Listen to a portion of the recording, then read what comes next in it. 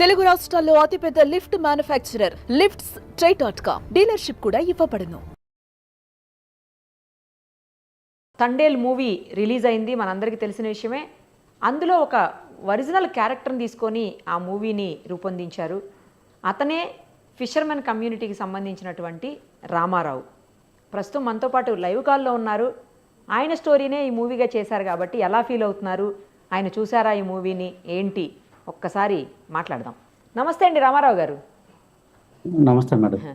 మీతోటి అంటే మీరు చేసినటువంటి మీ రియల్ స్టోరీ ఏదైతే ఉందో, మీరు పడిన కష్టాలు ఏవైతే ఉన్నాయో వాటి మీదనే తండేల్ మూవీ వచ్చింది ఈరోజు. ఎలా అనిపిస్తోంది? తండేల్ మూవీని తీయాలి అనుకున్నప్పుడు డైరెక్టర్ మీ దగ్గరికి ఎట్లా అప్రోచ్ అయ్యారు, ఏమనిపిస్తోంది? మీరు మూవీ చూసారా? అన్నీ చెప్పండి మా కోసం. అంటే ముందు తండేలు రాలేదు, ఎవరంటే చిందముండేటి రాలేదు, రైటర్ వచ్చారు, అదే కార్తీక్ శ్రీకాకుళం నుండి. ఓకే. ఫస్ట్ మేము పాకిస్తాన్ రిలీజ్ అయిన తర్వాత ఆయన వచ్చి ఫస్ట్ నుంచి మాతో ట్రావెల్, ఆయన సంవత్సరం పాటు మా ఇంటికి రావడం, అదే అప్పుడప్పుడు ఫోన్ చేయడం, నెలకి మినిమం లేదన్నా 15-20 సార్లు ఫోన్ కాల్ చేసేవారు. ఎప్పుడు ఏ పనులు ఉన్నా చేసేవారు. ఆయనకి కూడా మేము ఇబ్బంది పట్టలేదు, ఓకే సమాధానం చెప్తూనే ఉండేవాళ్ళం, అలా జరిగింది ఇలా జరిగింది అని. ఓకే. చూసారా మూవీ మీరు? చూసామండి. ఏడుపు వస్తుంది, ఇద్దరం ఏడుచుకున్నాం అలాగా. ఫస్ట్ నుంచి సముద్రంలో సీన్ అయితే ఏమి, పాకిస్తాన్ దొరికిపోయిన తర్వాత ఏమి, అలాగా ఏడుపు వస్తుంది అలా ప్రతిదీ. ఓకే. గుండెలు పిండేసింది అలాగా. యాజ్ ఇట్ ఈస్ గా ఏదైతే జరిగిందో అదే పెట్టారా మూవీలో? ఆ మేము ఏమైతే చెప్పాం రైటర్ కి, సేమ్ డైరెక్టర్ కూడా అదే ఉంచారు. ఏ మార్పులు చేర్పులు ఇట్లా బాగానే ఉంది. ఏం జరిగిందండి అసలు? అంటే మీకేం జరిగింది ఎగ్జాక్ట్ గా అది చెప్పండి ఒక్కసారి మా కోసం. పాకిస్తాన్ బార్డర్కి వెళ్ళామంటే ఇక్కడ మాకు సముద్రం ఉన్న ఏటకి వెళ్ళడానికి అవ్వట్లేదండి. ఇక్కడ జట్టీలు లేవు కదా. జట్టీలు అంటే ఇప్పుడు గుజరాత్ లో విశాఖపట్నం ఉంది, ఇక్కడ సముద్రం ఉంది కనుక జట్టీ లేదు. జట్టీ లేకపోవడం వల్ల ఏంటంటే సముద్రంలో ఏటకెళ్తుంది పెద్ద పెద్ద అలలు, కెరటాలు ఇరిగేసి తెప్పలు అంటారు కదా, బోట్లు చిన్న చిన్న మోటార్ బోట్లు, అవి బోల్తా పడి దాని కింద మనుషులు ప్రాణాలు కోల్పోతుంటారండి.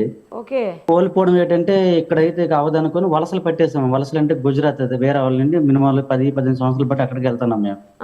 ఆ రోజు ఏమంటే 2018లో అనుకోకుండా సంఘటన జరిగింది. అదే మన వాతావరణం బాగోలేక చుట్టూ మబ్బుల వల్ల, తుఫాను కారణం వల్ల అనుకోండి, మరి మబ్బులు గిబ్బులు అంటే అదే దానివల్ల అనుకోకుండా పాకిస్తాన్ పోస్ట్ గార్డ్ లో మమ్మల్ని పట్టుకోవడం జరిగింది. ఆ తర్వాత ఏమైంది? తీసుకెళ్లారు పాకిస్తాన్ కరాచీ జైల్లో పెట్టేశారు. మాకు జైల్లో పెట్టేశారు. ఎంత మందినండి? 22 మందిని జైల్లో పెట్టేసిన తర్వాత ఎన్ని రోజులు ఉన్నారు జైల్లో? 14 నెలలు ఉన్నాం. అంటే సంవత్సరం 2 నెలలు ఉన్నాం. 14 నెలల పాటు ఉన్నారు. ఎంతటి కష్టాన్ని అక్కడ అనుభవించారు ఒక్కసారి చెప్పండి. ఎందుకంటే పాకిస్తాన్ జైళ్ళు ఎలా ఉంటాయి, మనమైతే మనకు తెలిసి ఇక్కడ ఎలా ఉంటాయి అనేది. లాస్ట్ కి ఎలా బయటపడగలిగారు అది కూడా చెప్పండి. ఆల్రెడీ సినిమాలో చూసారు కదా, చూడండి ఒకసారి. చెప్పడం ఎందుకు, రియల్ గా సినిమా వచ్చింది. మీరు చెప్పండి ఎందుకంటే మీరే రియల్ హీరో ఇక్కడ. నిజానికి తండేల్ రియల్ హీరో మీరే కదా, మీరే చెప్పాలి. అసలు అక్కడ ఏం జరిగిందో చెప్పాలి. చాలా కష్టపడ్డామండి. కష్టపడిన ఫ్యామిలీ మెయిన్ పాకిస్తాన్ దొరికిపోవడం, వీళ్ళు ఫ్యామిలీ మొత్తం ఒక రోడ్ మా పడిపోయింది. మా 22 మంది ఫ్యామిలీ, అంటే 22 మందికి మెయిన్ తండేలు డ్రైవర్ లీడర్ లాగా నేను ఉన్నాను, కానీ 22 మంది ఫ్యామిలీ రోడ్డు మీద పడిపోయారు. ఎందుకంటే ఒక ఇంటికి తెచ్చిన పెద్ద దిక్కు ఎక్కడో పాకిస్తాన్ లో 14 నెలలు ఉంటే మరి వీళ్ళకి ఎవరు ఇక్కడ ఎలాగా ఇస్తారు? అంటే తినడానికి, ఉండడానికి, ఖర్చులకి డబ్బులు కంటే చాలా ఇబ్బందిగా ఉంటుంది. అసలే మేము మత్స్యకారుకులు, మధ్యతరగతి కుటుంబాలం, మాకు రెక్కాడదు కానీ డొక్కాడదు, అంతా తెలిసి అందరికి ఉన్నాం. అలాంటి సమయంలో దొరికిపోయి ఒక సంవత్సరం పాటు ఎక్కువే ఉండిపోతే ఎంత చాలా బాధాకర విషయం కదా. అవును. అక్కడ ఫుడ్ అంతా పెట్టారా అండి, లేకపోతే ఇబ్బందులకు గురి చేశారా మిమ్మల్ని? ఇబ్బందులు ఉంటాయి, కానీ ఉన్నాయి మనసులో పెట్టుకునే వాళ్ళం. మరి ఏమైనా ఏం రాంగ్ రూట్ లో నోరు జరినా మనకి ఈ పడాపడ ఊగిచ్చేస్తారు కనుక మన జాగ్రత్తలు మనం ఉండాలి. ఎందుకంటే మన దేశం కాదు, మన ఊరు కాదు, మన ఇల్లు కాదు. జైల్లో నుంచి బయటపడతామని తిరిగి మళ్ళీ ఇండియాకి వస్తాము, మన ప్రాంతంలో కుటుంబంతో ఉంటాం హ్యాపీగానే అనుకున్నారా ఆ టైంలో? అసలు అంటే మరి అనుకున్నాం, ఎందుకంటే మనం టెర్రరిస్టులు కాదు, ఒక సముద్రంలో చేపలు పెట్టే వాళ్ళం. కాస్త ఒక 4 పూట లేట్ అయినా కాస్త ఇప్పుడు బ్రతికి బయటపడితే, బ్రతుకుంటే జైల్లో ఎప్పటికైనా వెనక ముందు రిలీజ్ వస్తుంది. కానీ ఎక్కువ బాధ భయం ఎక్కువ తినేసేది మనసులో. కానీ బ్రతుకుంటే ఎప్పటికైనా రిలీజ్ అవుతాం, అది తప్పదు. ఎందుకంటే మనం టెర్రరిస్టులు కాదు, సముద్రంలో చేపలు పట్టిన వాళ్ళం, అమాయకులు మేమందరం. తప్పదు అనుకుని నాకు ఓపు పట్టేవాళ్ళం అంతే. మీరు పోలీసులు మిమ్మల్ని పట్టుకున్న వెంటనే మీరు చెప్పలేదా, మాకు అసలు తెలియకుండా జరిగింది ఇది, మేము కేవలం ఫిషర్మెన్ చేపలు పట్టుకోవడానికి వచ్చిన వాళ్ళం, ఇలా వాతావరణం అనుకూలించకపోవటం వల్ల మాకు ఇబ్బంది ఇక్కడ దాకా వచ్చాము అని చెప్పేసి మీరు కమ్యూనికేట్ చేయలేదా వాళ్ళతోటి, మాట్లాడలేదా, చెప్పలేకపోయినారా? మాట్లాడడానికి అవకాశం ఎవరండి వాళ్ళు? ఎవరు? వచ్చి పట్టేసిన ధూమ్ధాం చేసుకొని తీసుకెళ్ళిపోతారు అంతే. అంతే. చెప్పిన వదలరు. ఎందుకంటే మన మనసులో వాళ్ళకి ఎంతమంది ఉంటే అంత మంచిది వాళ్ళకి, వాళ్ళ జైల్లో. అవునా? ఎందుకలా? అంతే. ఏమో మరి వాళ్ళ డిమాండ్లు వాళ్ళ మనసులకు వెళ్తే మీ మనసులకు వెళ్తాము ఇటు దట్టు అటు తారుమారులు అవుతుంటారు కదా. ఆ, వాళ్ళ మనసులో మన దొరుకుతారు. మనం అనుకోకుండా బార్డర్ క్రాస్ అయితే వాతావరణం బాగాలేకపోయి జీపీఎస్ లాంటి పని చేయకపోయి దొరకపోవడం, దొరకపోయినా ఒక్కొక్కసారి మన ఇండియా పోస్ట్ గార్డ్ లేనప్పుడు మన మన బార్డర్లో సముద్రంలోకి వాళ్ళు వచ్చేసి మన మనసులు తీసుకెళ్ళిపోవడం. ఉమ్, ఒక్కొక్కసారి మనకు పండగల గంట ఉంటుంది, పోస్ట్ గార్డుల గంట ఊరు గంట వెళ్తుంటారు. ఒక్కొక్కసారి ఒకసారి హెలికాప్టర్ మాట వస్తుంటారు, అనుకోకుండా సిచ్యువేషన్ లో లోపలికి వచ్చేస్తారు వాళ్ళు. ఓకే. మీరు ఆ సంఘటన కంటే ముందు కానీ తర్వాత కానీ ఎప్పుడైనా మీరు ఇప్పటికీ చేస్తున్నారండి, అదే వృత్తిలో ఉన్నారా? ఉన్నామంటే నేనైతే వెళ్ళదు ప్రస్తుతానికి. అందాక వచ్చి 6 సంవత్సరాలు అవుతుంది ఊర్లో ఉన్నాను. కానీ అందరూ వెళ్ళారు చాలా మంది.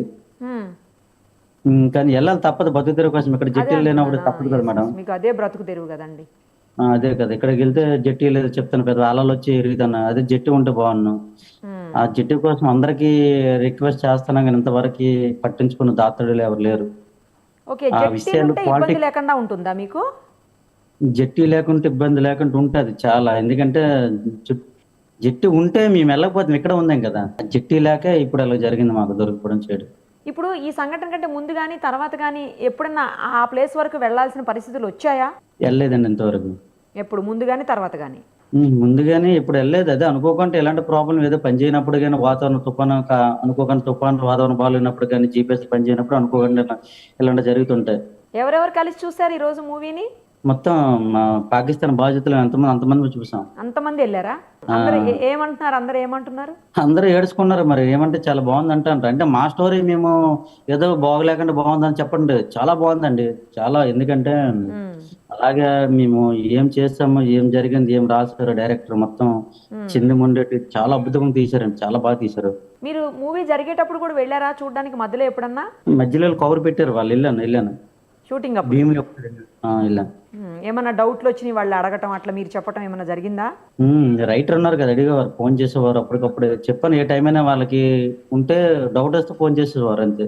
ఓకే. చివరికి పాకిస్తాన్ జైలు నుంచి మీరు ఎలా బయటపడ్డారనేది క్లియర్ గా చూపించారా మూవీలో? మేడం గారు ఇప్పుడు మనం చెప్పడం వేస్ట్, దాంట్లో క్లియర్ గా చూపించారంటే. అంతేనా? యాజ్ ఇట్ ఈజ్ గా జరిగింది జరిగినట్లు. అసలు ఏడుపు వస్తుంది అసలు. తండేలు టీం మొత్తానికి యాడ్సాప్ అండి, నిజంగా చాలా బాగా తీశారండి. ఓకే. మరి నాగ చైతన్యగా నటించడం కానీ, సాయి పల్లవి కానీ, అసలు నాగ చైతన్య గ్రేట్ అండి. మాకు ఫ్రీ రిలీజ్ ఫంక్షన్ లో మా మత్స్యకారులు వేదికపై రావాలని రియల్ తండ్రి పిలవడం చేయడం, మా స్టోరీని మమ్మల్ని బాగా గుర్తించారండి ఆయన. ఆయనకి మేము చేతులండి చాలా. చివరికి పాకిస్తాన్ జైలు నుంచి ఎట్లా బయటపడ్డారు మీరు రియల్ స్టోరీలో? మరి అదే సినిమాలో ఉంది కదా, ఇప్పుడు మా వైఫ్ ఉన్నారు, తర్వాత ఉన్నారు జనం తీసుకొని పాకిస్తాన్ మళ్ళీ వెళ్ళడం, సినిమాలో రియల్ ఉంది, ఢిల్లీ వెళ్ళడం చేయడం అన్ని ఉన్నాయి దాంట్లో. చూస్తే మీకు తెలుస్తుంది. సేమ్ అలాగేనా? సేమ్ అలాగే. సేమ్ మీరు ఎలా పడ్డారో బాధ అది వాళ్ళ కూడా సినిమాలో సేమ్ అలాగ ఉంది. అసలు అప్పుడు అనుకున్నారా మీరు ఇలాగా ఒక మూవీ వస్తుంది చేస్తారు అని? ఏ రోజన్నా అనుకున్నారా మీరు ఈ సంఘటన జరిగిన తర్వాత కానీ, లేకపోతే ఆ డైరెక్టర్ అదే రైటర్ మిమ్మల్ని కన్సల్ట్ చేసే వరకు ఎప్పుడన్నా అనుకున్నారా అసలు? అట్లా అనుకోలేదు. పాకిస్తాన్ లో అంటే ఏది సినిమా తీసి నేను అనట్లేదు, నా మనసాక్షికి మాట కనిపించింది. అక్కడ దొరికిపోవడం, మాకు జైల్లో పెట్టడం, తర్వాత ఇక్కడ అంటే మా భార్య మీద ప్రేమ, లవ్, ప్రతి క్షణం ఈ దొరికిపోవడం, 22 మంది వీళ్ళకి ఫ్యామిలీకి సంబంధం చెప్పడం, ఈ మేము రామారావుతో వెళ్ళడమే, అంటే మేము తండ్రితో వెళ్ళడమే ఇలా జరిగిందని అనడం, అన్ని మనసులో పెట్టుకుని కుమ్ములిపోయేలాం, చాలా దీనిగా బాధపడేవాళ్ళు. ఇప్పుడు ఈ మూవీలో చూసిన తర్వాత మీకు ఏమనిపించింది? అంటే రియల్ గా మీరు పడిన బాధ, అంటే మీ వైఫ్ ఎట్లాంటి బాధపడి ఉంటారో ఇప్పుడు ఇక్కడ చూసుంటారు మీరు. అది రియల్ గా అప్పుడు చూసుండకపోవచ్చు కదా మీరు. అందుకే 2018లో జరిగింది. మేము 2020లో రిలీజ్ అయ్యాం. సినిమా చూస్తే మరికొద్ది ఏడుస్తాం అది, ఎందుకంటే అప్పుడు జరిగింది మళ్ళీ గతగా గుర్తుకొస్తుంది మొత్తం. అవును. అంటే ఆమెకు తెలిసి ఆమె ఎంత బాధపడ్డారు, కానీ మీకు తెలియదు కదా. ఆ బాధ మీరు ఇప్పుడు చూసుంటారు కదా. నిజంగా ఎంత పడిందా నా వైఫ్ బాధ అని అప్పుడు అర్థమై ఉంటది మీకు అంటున్నా. మీరు ఎన్ని కష్టాలు పడుతున్నారో జైల్లో, అది మీ వైఫ్ ఇక్కడ చూసుంటారు అంతే. రియల్ గా సాధ్యం కాదు కదా చూడడం జైల్లో. చాలా అదృష్టం అండి మాకు. అంటే మా ఊరి మీద ఒక కథ అంటే సినిమా తీయడం చాలా గ్రేట్ అండి మాకు. మరి ఇప్పుడు ఇక నుంచి మీరు ఇందాక చెప్పారు కదా సాయి పల్లవి గారు, చైతన్య గారు బాగా చేశారు నాగ చైతన్య గారని. మరి ఇప్పటి నుంచి ఇక మీరు నాగ చైతన్య గారి ఫ్యానా? ఫ్యానే మరి, ఎందుకంటే ఆ రోజు హైదరాబాద్ వెళ్ళేటప్పుడు ఫ్రీ రిలీజ్ ఫంక్షన్ అయిపోయిన తర్వాత వెంటనే అన్నపూర్ణ స్టూడియోకి వెళ్ళేటప్పుడు మా పాప పుట్టినరోజుకి ఇద్దరు దగ్గరుండి కేక్ కట్ చేయడం ఒక అరగంట సేపు మాట్లాడి ఉన్నారండి. చాలా హ్యాపీ అనిపించింది మాకు. వాళ్ళకి ఎన్ని పనులను వదులుకొని పాపం వచ్చారని చాలా గౌరవంగా కూర్చొని పెట్టి ఫ్రీగా ఒక అన్నీలాగా సాయి పల్లవి చాలా పక్కన కూర్చొని మాట్లాడడం, మా పాప కేక్ కట్ చేయడం చాలా హ్యాపీ అనిపించింది ఆ రోజు. మీరు ముందు ఎవరు ఫ్యాన్? ఈ మూవీ కంటే ముందు, ఇది చేయక ముందు ఎవరు ఫ్యాన్ చెప్పండి, పర్వాలేదు. రామ్ చరణ్. పవన్ కళ్యాణ్ గారు, రామ్ చరణ్ గారు కానీ విన్నాను నేను. రామ్ చరణ్. అవునా? ఇప్పుడు ఇద్దరికి నా ఇంకా రామ్ చరణ్ గారికి, చైతన్య గారికి, నాగ చైతన్య గారికి ఇద్దరికి ఇంకా అంతేనా? ఓకే, అనుకోకుండా నాగ చైతన్య గారికి ఫ్యాన్ అయ్యారు మీరు కదా? నిజంగా అసలు అదే మా మత్స్యకారులు అందరూ కలిసిపోయాడండి చేయమనగా చాలా. Okay, right. ఫైనల్ గా ఏం చెప్తారు చెప్పండి అందరికి? ఫైనల్ గా అంటే అందరికి అదే తండ్రి టీం మొత్తం బ్యాచ్ మొత్తం చాలా కృతజ్ఞతలండి. మా మత్స్యకారులు స్టోరీ తీయడం చాలా హ్యాపీగా ఉంది. ఇకనైనా అంటే మీ ద్వారా, మీ షో ద్వారా, మీ టీవీ ఛానల్ ద్వారా అంటే ప్రభుత్వం తీసుకురాకూడదు, మా మత్స్యకారుల బాధలను ఇకనైనా తెలుసుకొని గుజరాత్ ఏదో పాకిస్తానమో దుబాయ్ లండన్ కాదండి, అది మన భారతదేశం అని. అంటే గుజరాత్ లో ప్రతి 20 కిలోమీటర్లకు 15 కిలోమీటర్ జట్టి ఉన్నాడు. మన ఆంధ్రప్రదేశ్ లో ఎందుకు ఉండకూడదండి? ఇప్పుడు రోడ్లు వేస్తారు, రోడ్ ట్యాక్స్ కడతారు. జట్టి కడితే జట్టి బోట్లు ట్యాక్స్ కూడా కడతాం కదా, ఒక గవర్నమెంట్ కూడా ఒక పన్ను వస్తుంది కదా. అది ఆలోచించట్లేదు. ఎంతమంది, ఎన్ని వేల మంది కుటుంబాల నుండి వలసలు వెళ్ళిపోతుండ్రు. ఇప్పుడు అంతేకన్నా ఒకరి కోసం నేను అడగట్లేదండి, అందరి కోసం. కొన్ని వేల మంది మత్స్యకారుల జీవితాల గురించి మాట్లాడుతున్నాను నేనండి. గుజరాత్ లో ఉన్నప్పుడు మన ఆంధ్రప్రదేశ్ లో జట్టులో తప్పేటండి అంటే మీ ద్వారా తెలియజేస్తున్నాం అందరికీ. సరేలేండి, మీరు అన్నట్లు ఇప్పుడు మీ బాధను అర్థం చేసుకుని ఇకనైనా మీకు మంచి జరగాలని మీరు ఏదైతే కోరుకుంటున్నారో, జట్టీలు ఇందాక స్టార్టింగ్ నుంచి అదే చెప్తా ఉన్నారు మీరు, అలాంటివన్నీ అరేంజ్ చేసి మీ మత్స్యకారుల ఆ మొత్తానికి ఎవరికైతే ఇబ్బందులు ఉన్నాయో వాళ్ళు అవన్నీ కూడా తొలగాలని చెప్పేసి మనస్ఫూర్తిగా కోరుకుంటున్నానండి. థ్యాంక్ యూ అండి, థ్యాంక్ యూ సో మచ్. నేను కూడా వెళ్తాను, మీ సినిమా చూసి వస్తాను వెళ్ళి. Thank you.